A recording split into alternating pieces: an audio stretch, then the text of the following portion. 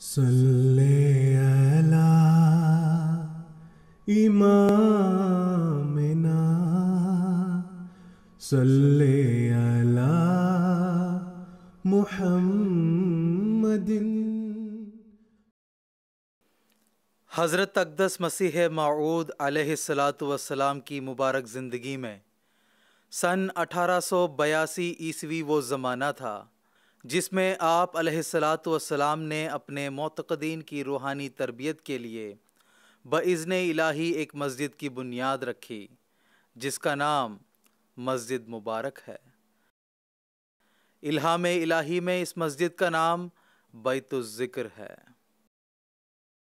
بیت الفکر جو حضرت اقدس مسیح موعود علیہ الصلاۃ والسلام کا تاریخی چوبارہ ہے، اسی کے پہلو میں مسجد مبارک کی تاسیس ہوئی۔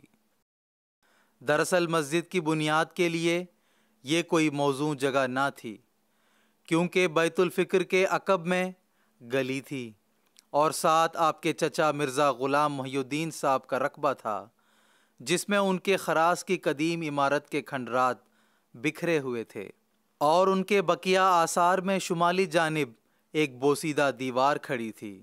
حضور علیہ الصلاۃ والسلام نے اسی دیوار اور اپنے گھر کی جنوبی دیوار پر اپنے باغ کی دیسی لکڑی سے ایک مسقف تیار کروایا۔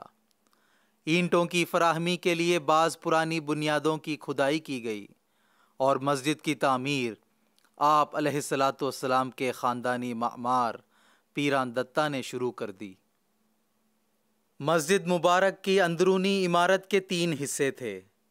مغربی حصہ امام کا محرابی گوشہ تھا، جس کے مغرب اور شمال میں 2 کھڑکیاں اور شرقی دیوار میں ایک دروازہ تھا، جو لکڑی کے تختے سے بند ہو کر 1-2 فرد کی خلوت نشینی کے لیے ایک نہایت مختصر مگر مستقل حجرہ بن جاتا تھا۔ مسجد کے درمیانی حصے میں 6 نمازیوں کی 2 صفوں کی گنجائش تھی۔ اسی حصے میں بیت الفکر کی کھڑکی کھلتی تھی۔ مقابل کی جنوبی دیوار میں ایک کھڑکی روشنی کے لیے نصب تھی اور باہر کے مشرقی حصے سے الحاق کے لیے ایک دروازہ لگایا گیا تھا۔ مسجد کا شرقی حصہ وسطی حصہ سے نسبتاً بڑا تھا، یعنی اس میں بعض اوقات 3 حصوں میں کم و بیش 15 آدمی نماز پڑھ سکتے تھے۔ مسجد مبارک کے بارے میں حضرت مسیح موعود علیہ الصلاۃ والسلام کو 5 مرتبہ یہ الہام ہوا: الم نجعل لک سہولۃ فی کل امر ومن دخلہ کان آمنا۔ کیا ہم نے تیرے لیے ہر بات میں آسانی پیدا نہیں کی؟ تجھ کو بیت الفکر اور بیت الذکر عطا کیا، اور جو شخص بیت الذکر میں باخلاص و قصد تعبد و صحت نیت و حسن ایمان داخل ہوگا، وہ سوء خاتمہ سے امن میں آ جائے گا۔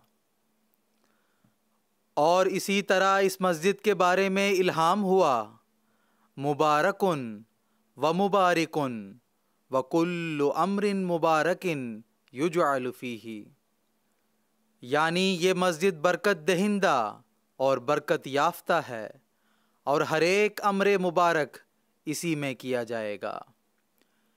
ان الہامات سے اس مسجد کی عظمت اور شان معلوم ہوتی ہے، اور اس کے علاوہ حضور علیہ الصلاۃ والسلام نے اس مسجد کے بن جانے کے بعد اپنی ساری نمازیں اسی مسجد میں ادا کیں۔ مسجد مبارک کی شان حضرت مسیح موعود علیہ الصلاۃ والسلام کے ایک رویا سے بھی ظاہر ہوتی ہے۔ آپ علیہ الصلاۃ والسلام فرماتے ہیں: بعض اشخاص ہیں جن کو اس عاجز نے شناخت نہیں کیا، وہ سبز رنگ کی سیاہی سے مسجد کے دروازے کی پیشانی پر کچھ آیات لکھتے ہیں۔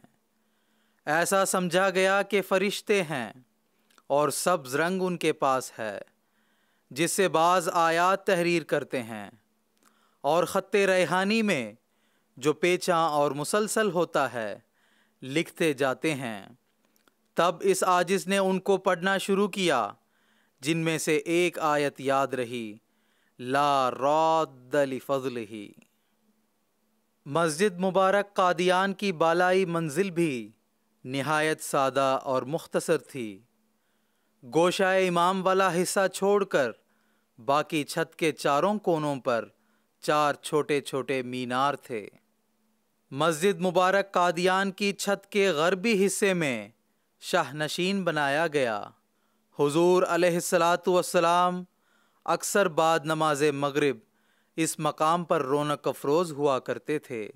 یہ پاک اور روح پرور محفل دربار شام کے پیارے نام سے یاد کی جاتی تھی۔ مسجد مبارک قادیان کو یہ شرف بھی حاصل ہے کہ سیدنا نبی پاک صلی اللہ علیہ وسلم نے امام مہدی کی صداقت کے نشان کے طور پر ماہ رمضان میں سورج اور چاند کو گرہن لگنے کی پیشگوئی فرمائی تھی۔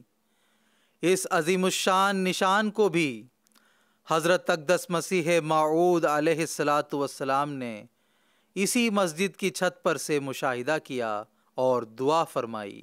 حضرت اقدس مسیح موعود علیہ الصلاۃ والسلام نے مسجد مبارک قادیان کی توسیع کے بابت سن 1896 عیسوی کو تعاونوا علی البر والتقوی کے عنوان پر ایک اشتہار شائع فرمایا، جس میں آپ علیہ الصلاۃ والسلام نے مسجد مبارک میں نمازیوں کے لیے جگہ کی تنگی کا ذکر فرماتے ہوئے چندے کی تحریک فرمائی۔ سن 1907 عیسوی میں حضرت میر ناصر نواب صاحب رضی اللہ تعالی عنہ کی نگرانی میں مسجد مبارک کی جنوبی طرف پہلی مرتبہ توسیع کی گئی۔ مسجد مبارک قادیان کی دوسری مرتبہ توسیع خلافت ثانیہ کے عہد میں دسمبر سن 1944 عیسوی میں ہوئی، جس سے یہ مسجد 1907 عیسوی کی عمارت سے اپنی فراخی اور کشادگی میں دوچند ہو گئی۔ اس مرتبہ تعمیر کی نگرانی کا کام حضرت صاحبزادہ مرزا بشیر احمد صاحب رضی اللہ تعالی عنہ نے سر انجام دیا۔ مسجد مبارک قادیان میں تقریباً 400 افراد نماز ادا کر سکتے ہیں۔ تقسیم ہند کے بعد سن 1991 عیسوی میں پہلی مرتبہ حضرت خلیفۃ المسیح الرابع رحمہ اللہ تعالی قادیان دارالامان تشریف لائے تھے، اور حضور رحمہ اللہ تعالی نے اس مسجد میں بھی نمازیں ادا کی ہیں۔ سن 2005 عیسوی میں جب حضرت خلیفۃ المسیح الخامس ایدہ اللہ تعالی بنصرہ العزیز قادیان تشریف لائے تو آپ کے ابتدائی عرصہ قیام کے دوران یہی مسجد مبارک آپ کی 5 وقت نمازوں کے لیے مصلی بنی رہی۔ خلافت خامسہ کے بابرکت دور میں قادیان دارالامان کے مقامات مقدسہ کے تحفظ اور رینوویشن کے حوالے سے نمایاں کام ہوا ہے۔ مسجد مبارک کی بنیادوں کو مضبوط کیا گیا، مسجد مبارک کی اندرونی چھت کی سیلنگ کی گئی اور کمکموں سے روشن کیا گیا۔ سیدنا حضرت اقدس مسیح موعود علیہ الصلاۃ والسلام نے مسجد مبارک کی مستقبل کے بارے میں فرمایا، ہمیں اللہ تعالیٰ نے دکھلایا ہے کہ اس چھوٹی مسجد یعنی مسجد مبارک سے لے کر بڑی مسجد یعنی مسجد اقصیٰ تک سب مسجد ہی مسجد ہے۔ اب مسجد مبارک قادیان کی عمارت نہایت شاندار اور عالی شان بن گئی ہے۔ خدا تعالیٰ کے الہام کے مطابق یہ مسجد برکت دہندہ اور برکت یافتہ ہونے کی عظیم الشان صداقتیں پیش کر رہی ہے۔ پس یہ مسجد ایک مبارک تخم کی مانند ہے جو زمانے کے امام کے مقدس ہاتھوں سے بویا گیا۔